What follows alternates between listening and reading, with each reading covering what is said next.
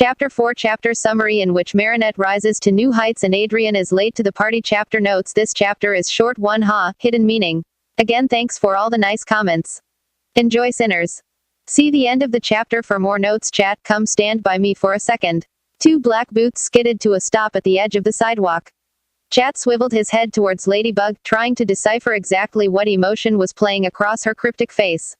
If he didn't know better, he'd almost say it was mischief. Her mouth was curled inward, lips twitching as if she were trying to beat down a smile. Her blue eyes danced down his body before snapping back up to his face. Seeing him still frozen in his original position, she gestured broadly at him to come over. Never let it be said Chat Noir ever left a lady waiting. Regaining his bravado, he swaggered over, grabbing at her hand. You know, it's always my pleasure to, quiet kitty, she cut him off, slipping her hand out of his grasp. Ladybug nudged Chat's shoulder, standing so they were directly side by side. And stand up straight. The boy obliged, stretching his back with a chuckle. He turned his head to face her and found his lady staring across the short distance between their eyes with a sinister smirk.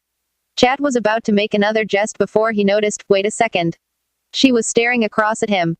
Not up, but across.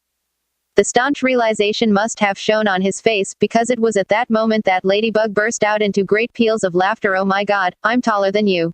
She cried out, tears of pure glee sliding down her cheeks. Her hands grabbed at her sides as she doubled over with chest-shaking laughter. Chat sputtered indignantly. You are not, I'm the tall one. He responded, crossing his arms petulantly. At that, Ladybug skipped over, body still convulsing with barely contained snickers as she stood up primly in front him. Both heroes stretched their bodies as far up as they could. This led to much poking, with echoed cries of not fair.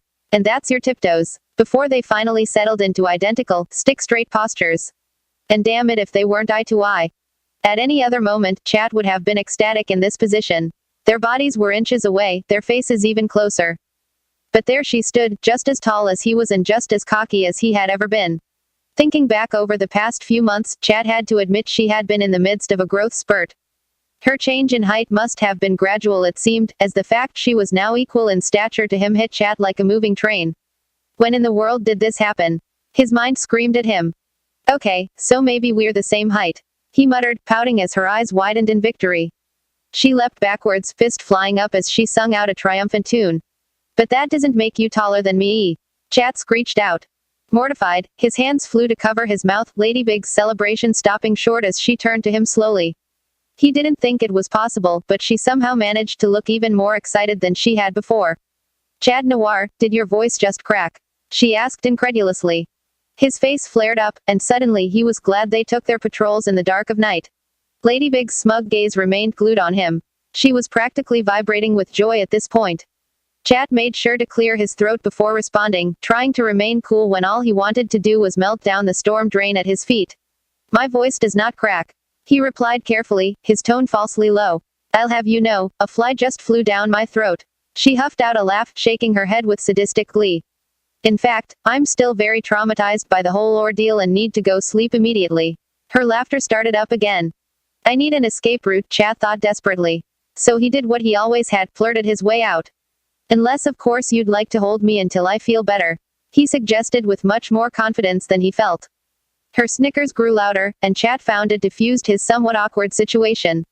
Soon he had joined in, giggling right alongside her until they were interrupted by a familiar beep. Taking a deep breath as her laughter died out, Ladybug ran her fingers affectionately through his mused hair. He resisted the urge to purr. You know, there's no reason for you to be embarrassed, Ladybug began sincerely, there's plenty of guys at my school whose voices crack. She shrugged, her fingers slipping out from between his ears as she ignored his protesting whine. It's just a normal thing, all a part of getting older. She continued, somewhat ashamed of her previously rude reaction. Ladybug was no stranger to the physical trials of growing up. So the fact she had been so quick to taunt after he had been nothing but supportive of her throughout her transition into adulthood made her feel even worse. Of course, being the person he was, Chat recovered from her playful jabs with ease, rolling right back into their usual brand of discourse. I appreciate the sentiment, my lady, but my previous statement holds true. This cat don't crack. He responded, effectively ending that particular line of conversation. Ladybug took that as a hint to drop it, prompting her to send him a good-natured smile before rounding a corner on the final block of their patrol route. Although it was mid-April, Paris still held some of its winter chill. Of course it didn't help they were out in the dead of night, standing on a wide and empty street. A cool wind wound its way up her spine, causing Ladybug to shiver. Say what you would about her costume, but it wasn't the best insulator. Chad noticed her discomfort, spouting out a typical line about keeping her warm, then suggesting they wrap it up for the night when she jabbed him in the shoulder. The two said their goodbyes then, each bounding off in opposite directions after promising to meet up in a few days. Unbeknownst to him, Marinette needed only to cut across a few side streets before she was back at the bakery, silently thankful their trail ended up so close to home. Quick as a flash, she shimmied up to the roof, sliding through the porthole to land softly on her bed. Adrien, on the other hand, had just managed to slip past the windowsill before his transformation released. His tiny black Kwame emerged with a grumble, muttering a few half-hearted complaints before passing out on the massive bed. Although Adrien wanted nothing more than to fall in behind him, there were a few things that still needed to be done before he could turn in for the night. His first order of business was to wash off all the grime and sweat one acquired by running around Paris all evening. Just like the rest of the Agreste house, his bathroom was massive. All white marble and sterling silver fixtures, with a rainfall shower and twin sinks sunk into a long vanity that wrapped around two walls of the room. Why in the world Adrien needed two sinks was beyond him. The same could be said for the modern, square soaking tub that sat unused in one corner of the bathroom.